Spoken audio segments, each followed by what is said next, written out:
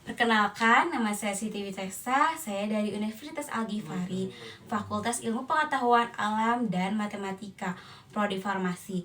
Di sini saya akan mereview materi tentang teknologi bahan alam. Nah, pada kesempatan kali ini kita akan membahas tentang teknologi bahan alam. Nah, pengenalan bahan alam yang telah digunakan oleh manusia sejak zaman dahulu menjadi kunci penting dalam dunia pengobatan, baik itu untuk menjaga kesehatan maupun untuk penyembuhan penyakit dalam ajaran Islam. Nah, pada ajaran Islam ini disebutkan dalam Al-Quran, tumbuh-tumbuhan, buah-buahan, dan tanaman tertentu diakui sebagai sarana untuk penyembuhan dan kesehatan. Misalnya, tanaman seperti kurma, anggur, delima, dan zaitun yang sering disebutkan karena kandungannya yang bermanfaat bagi tubuh. Nah, farmakologi dan ilmu terkait untuk memahami manfaat bahan alam dalam pengobatan terdapat 3 bidang ilmu dasar yang mendasari pengembangan obat tradisional. Yang pertama ada farmakologi yang mempelajari tentang bahan-bahan alam seperti tumbuh-tumbuhan, hewan-hewan, dan mikroorganisme yang digunakan untuk obat. Yang kedua, ada kimia medisinal yang fokus pada pengembangan obat-obat, termasuk obat tradisional dengan pendekatan ilmiah. Farmakologi yang mempelajari cara kerja obat dan efeknya pada tubuh. Manfaat bahan alam, bahan obat alami memainkan peran penting dalam pengobatan modern. Nah, bahan alam ini tidak hanya efektif sebagai obat, tapi juga menyediakan senyawa-senyawa dasar yang dapat dikembangkan menjadi obat dengan sedikit efek samping. Nah, selain itu, eksplorasi bahan alam dapat mengarah pada penemuan obat sintetik baru yang lebih efektif. Nah, biosintesis metabolit ini untuk menghasilkan senyawa aktif tumbuh-tumbuhan melalui proses biosintesis metabolit. Terdapat 3 jalur utama yang dalam biosintesis. Nah, senyawa tersebut yang pertama melewati jalur asetat, yang kedua jalur sikimat, yang ketiga jalur mevalonat. Nah, proses ini menghasilkan senyawa-senyawa penting yang kemudian dapat diekstraksi untuk diubah menjadi obat yang berkembang. Nah, obat tradisional Indonesia ini mengalami perkembangan yang sangat pesat. Masyarakat kini semakin tertarik untuk menggunakan obat-obatan tradisional, terutama yang berasal dari tanaman herbal. Dengan semakin populernya obat tradisional, pemerintah pun merespon dengan membuat regulasi untuk mengawasi produksi dan peredaran obat tradisional agar masyarakat terhindar dari produk yang tidak aman. Jenis obat tradisional ada 3 jenis. Yang pertama ada 3 jenis nih obat tradisional diatur oleh BPOM. Yang pertama ada obat tradisional, misalnya jamu. Yang kedua ada obat herbal terstandarisasi yaitu OHT yang telah dibuktikan khasiat dan keamanannya melalui uji praklinik. Yang ketiga ada fitofarmaka, yaitu obat bahan alam yang telah terbukti aman dan efektif melalui uji klinik. Pada manusia, regulasi dan standarisasi untuk memastikan keamanan dan efektivitas obat tradisional. Ada beberapa kriteria yang harus dipenuhi oleh setiap jenis obat tradisional. Nah, yang pertama, obat tradisional harus memenuhi persyaratan mutu dan tidak boleh klaim medis yang tidak terbukti secara ilmiah. Nah, obat herbal terstandarisasi OHT harus melalui uji praklinik pada hewan dan standarisasi bahan baku. Nah, fitofarmaka harus melalui uji klinik pada manusia dan memenuhi standar yang berlaku. Nah, selanjutnya di sini saya akan membahas tentang penanganan pasca panen pada tanaman obat. Penanganan pasca panen yaitu penanganan pasca panen adalah proses pentingnya setelah tanaman obat ditanam obat dipanen yang bertujuan untuk menjaga kualitas bahan baku agar tetap baik dan dapat diolah lebih lanjut. Tahapan ini sangat penting karena pada proses ini terdapat potensi kehilangan zat aktif yang terkandung dalam tanaman obat. Praktik penanganan pasca panen yang baik sangat diperlukan untuk memastikan produk tetap berkualitas, aman untuk digunakan. Nah, tujuan penanganan pasca panen ini adalah untuk yang pertama, menjaga kualitas simplisia bahan alam yang digunakan untuk obat. Yang kedua, mencegah kerusakan fisiologis dan mikrobiologis. Yang ketiga, memperpanjang daya simpan bahan dan meningkatkan nilai jual simplisia.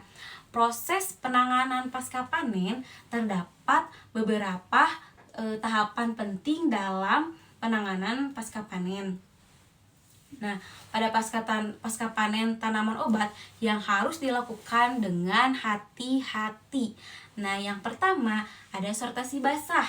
Sortasi basah memisahkan bahan tanaman yang tidak diinginkan dan kotoran-kotoran lainnya untuk memastikan bahan yang digunakan murni dan bersih. Yang kedua, pencucian. Pencucian ini menghilangkan kotoran dan residu pestisida serta mikroba patogen yang bisa menyebabkan pembusukan. Nah, yang ketiga ada perajangan. Perajangan itu memotong bahan alam menjadi ukuran yang sesuai agar lebih mudah diolah lebih lanjut. Yang keempat ada pengeringan. Nah, untuk mengurangi kadar air dari bahan alam tanaman ini untuk mencegah pertumbuhan jamur dan mikroba serta menjaga kestabilan zat aktif dalam bahan. Yang kelima ada sortasi kering. Nah, memisahkan bahan yang rusak dan tidak layak dijual. Yang keenam ada pengemasan untuk melindungi simplisia selama penyimpanan dan pengangkutan serta menjaga kebersihan dan kualitas produk. Yang ketujuh ada penyimpanan. Penyimpanan dilakukan dengan memperhatikan suhu, kelembaban untuk menjaga kualitas bahan. Nah, metode pengeringan, ada beberapa metode pengeringan yang sering digunakan seperti sinar matahari langsung. Nah, digunakan untuk bahan kertas seperti kulit kayu, batang. Meskipun sederhana dan murah, metode ini rentan terhadap kontaminasi bakteri dan mikroba. Nah, pada naungan sinar matahari digunakan untuk bahan yang lebih sensitif terhadap panas, seperti daun dan bunga. Pengeringan dilakukan pada suhu yang lebih rendah agar zat aktif tidak rusak. Nah, selanjutnya ada mesin pengeringan. Mesin pengeringan ini menggunakan suhu dan aliran udara yang terkontrol untuk mengeringkan bahan secara lebih efisien dengan waktu yang lebih singkat dan hasil yang lebih baik. Selanjutnya ada metode pengeringan hybrid. Nah, hybrid ini menggabungkan sinar matahari dan pemanas buatan untuk meningkatkan efisiensi dan kualitas pengeringan. Proses pengemasan dan pengemasan dilakukan menggunakan bahan yang kering dan bersih serta plastik, serta menggunakan sistem pengemasan vakum untuk melindungi simplisia dari kerusakan. Pada penyimpanan ini dilakukan tempat yang bersih, tertutup dan dengan sirkulasi udara yang baik dan kelembaban yang terkendali agar kualitas bahan tetap terjaga sampai digunakan. Nah, pentingnya kualitas dan keamanan selama seluruh proses penanganan pasca panen, jaminan mutu sangat penting. Nah, proses dari hulu hingga ke hilir harus memenuhi standar yang ditetapkan oleh pihak berwenang untuk memastikan bahwa produk yang dihasilkan aman dan efektif. Nah, pemeriksaan mutu dilakukan setiap tahap mulai dari penerimaan bahan baku hingga produk akhir yang disimpan. Nah, selanjutnya kita akan membahas tentang standarisasi simplisia pada tanaman obat. Nah, ada pengertiannya nih, pengertian standar dan standarisasi. Standarisasi adalah proses untuk menjamin bahwa produk akhirnya seperti obat atau ekstrak memenuhi parameter yang telah ditetapkan sebelumnya. Nah, tujuan dari standarisasi ini adalah untuk memastikan kualitas dan keamanan bahan baku yang digunakan dalam produksi obat herbal standarisasi, di mana melibatkan serangkaian prosedur dan pengukuran untuk memastikan bahwa produk konsisten, aman, dan efektif. Makanya ada standarnya dalam Al-Quran. Kembali lagi ya, dalam Al-Quran standarnya dapat dipahami sebagai pengaturan atau ketetapan yang telah ditentukan oleh Allah. Hal ini menunjukkan bahwa segala sesuatu yang termasuk waktu, peraturan, diatur dengan standar yang tepat untuk memudahkan kehidupan manusia. Selanjutnya ada jenis-jenis standarisasi. Ada dua utama standarisasi bahan obat, yaitu standarisasi simplisia yang berfokus pada kemurnian bahan tanaman bebas dari kontaminasi seperti pestisida berbahaya, logam berat, dan senyawa toksik. Nah, standar ini mengacu pada Farmakope Indonesia. Yang kedua, ada standarisasi ekstrak, bertujuan untuk mempertahankan konsisten kandungan senyawa aktif dalam setiap batch ekstrak yang diproduksi. Selanjutnya ada parameter mutu, spesifik dan non-spesifik. Nah, standarisasi ini melibatkan dua kategori utama parameter. Yang pertama ada parameter spesifik. Nah, parameter spesifik adalah aspek yang berkaitan langsung dengan aktivitas farmakologis seperti kandungan kimia kualitatif dan kuantitatif dari senyawa-senyawa aktif. Contohnya adalah identitas ekstrak yang mencakup deskripsi nama, bagian tanaman yang digunakan senyawa, identitas yang diuji yang dapat diuji. Yang kedua ada parameter. Nah, ada parameter non spesifik. Meskipun tidak langsung berkaitan dengan aktivitas farmakologis, nah parameter ini sangat penting untuk keamanan dan stabilitas produk. Contohnya, parameter non spesifik termasuk kadar abu, kadar air, sisa pelarut, cemaran logam, dan cemaran mikroba.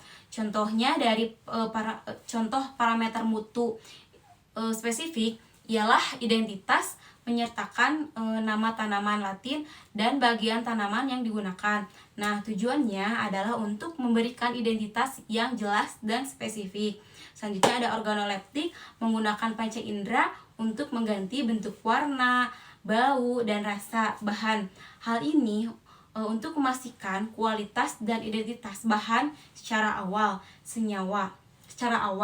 Selanjutnya ada senyawa terlarut. Senyawa terlarut ini mengukur jumlah senyawa terlarut dalam pelarut tertentu, misalnya air, alkohol, untuk menggambarkan kadar senyawa aktif dalam ekstrak.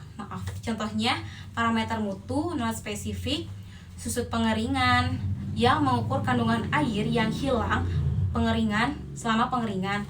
Ini membantu untuk memastikan bahwa produk tidak mengandung kelembaban yang berlebihan yang dapat menyebabkan pembusukan. Nah, kadar abu mengukur kandungan mineral dalam bahan. Ini menunjukkan sejauh mana bahan alam mengandung unsur mineral yang berasal dari tanah atau pengelolaan awal. Selanjutnya ada kadar air. Kadar air ini mengukur jumlah air dalam bahan untuk memastikan produk tidak terlalu basah atau kering, yang dapat mempengaruhi stabilitas dan kualitas. Yang selanjutnya ada cemaran. Cemaran ada logam berat dan pestisida, mengukur apakah bahan mengandung zat berbahaya seperti merkuri atau pestisida. Ini penting untuk menjamin keamanan produk terhadap konsumen. Nah, selanjutnya di sini saya akan membahas tentang pentingnya standarisasi simplisia untuk menjamin mutu tanaman obat.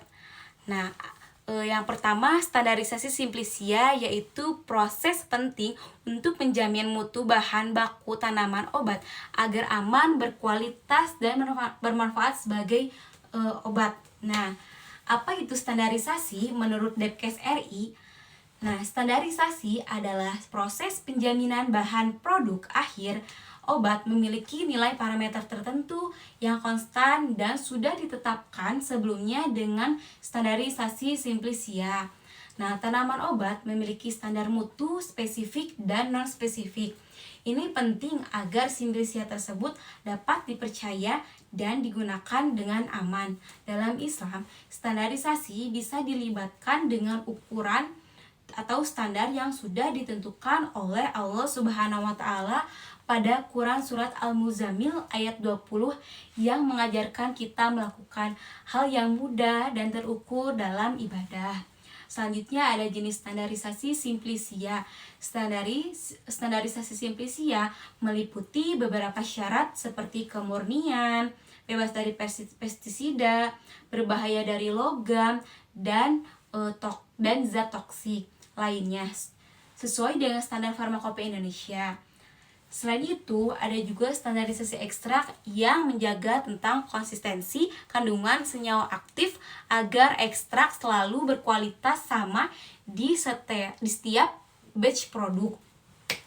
Selanjutnya ada parameter mutu spesifik dan non spesifik juga nih. Parameter mutu dibagi menjadi dua. Parameter spesifik ini berkaitan langsung dengan kandungan kimia yang bertanggung jawab terhadap aktivitas farmakologis. Contohnya adalah identitas memastikan tumbuhan bagian yang digunakan serta senyawa identitas ekstrak. Selanjutnya ada organoleptik, deskripsi bentuk, warna, bau, dan rasa menggunakan panca indera untuk mengenali awal.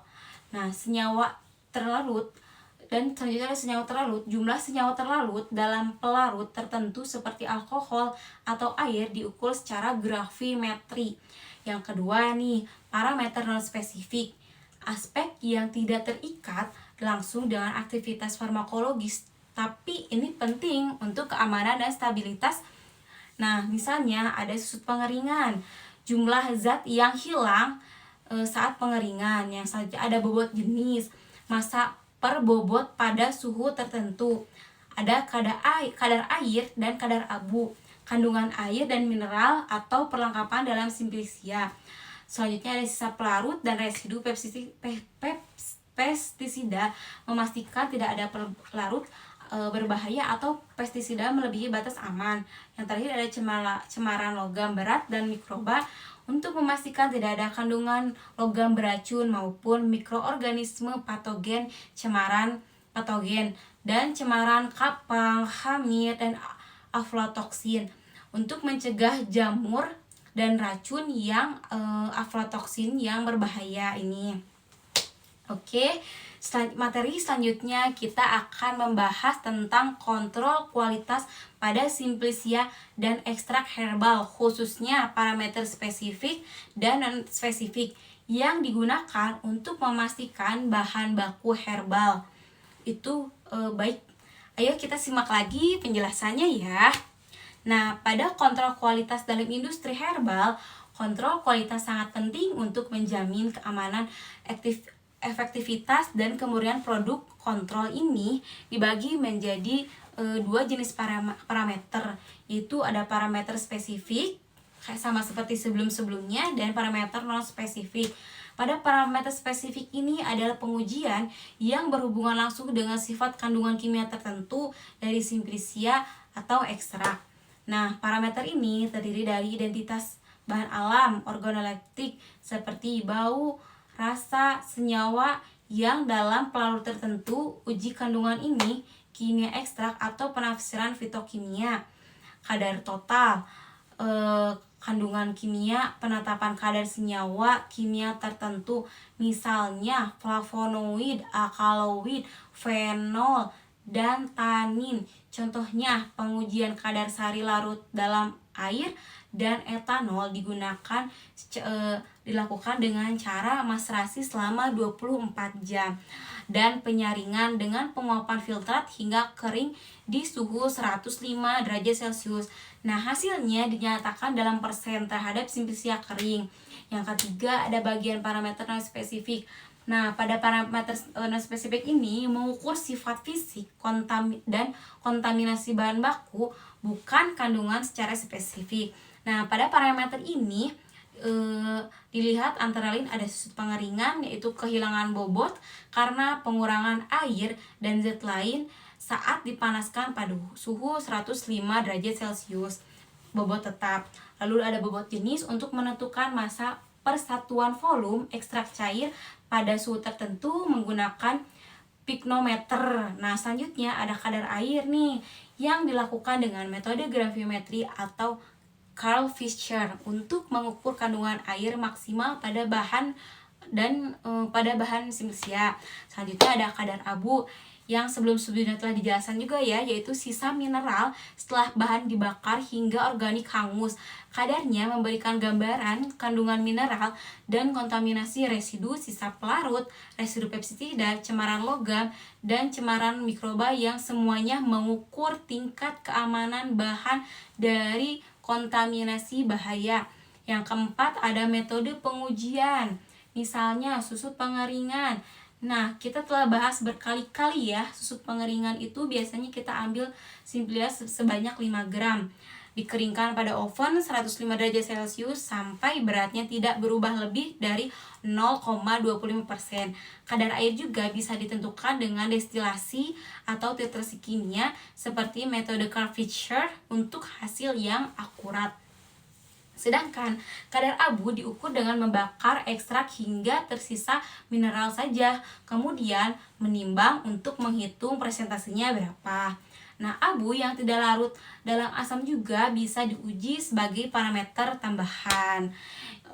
Cukup sekian ya, kita akan lanjut ke mereview materi selanjutnya, yaitu teknologi ekstraksi skala industri, mulai dari tahapan persiapan simplicia, metode ekstraksi, hingga standarisasi ekstrak herbal. Yang pertama ada ekstrak nih. Ekstrak adalah proses pemisahan zat berdasarkan kelarutannya. Biasanya antara air dan pelarut organik. Prinsip ekstraksi ada like dissolve like artinya senyawa dengan polaritas yang sama akan larut dalam pelarutan yang memiliki polaritas yang serupa. Hal-hal penting dalam ekstraksi meliputi jumlah yang kehalusan simplicia jenis pelarut lama, waktu metode ekstraksi, dan suhu. Semakin halus serbuk simplicia, proses ekstraksi semakin optimal karena permukaan yang lebih besar. Nah, selanjutnya ada bagian metode dan jenis ekstraksi. Berdasarkan ekstraksi terbagi berdasarkan suhu, seperti ekstraksi panas, dekoktasi, infundasi, sokletasi. Selanjutnya ada ekstraksi dingin, maserasi, perkolasi, juga berdasarkan fase, yaitu ekstraksi padat dan cair. Nah, selanjutnya ekstraksi ini dapat dilakukan secara batch dan continue dengan atau tanpa pengadukan. Dan ketiga adalah jenis pelarut dan ekstrak.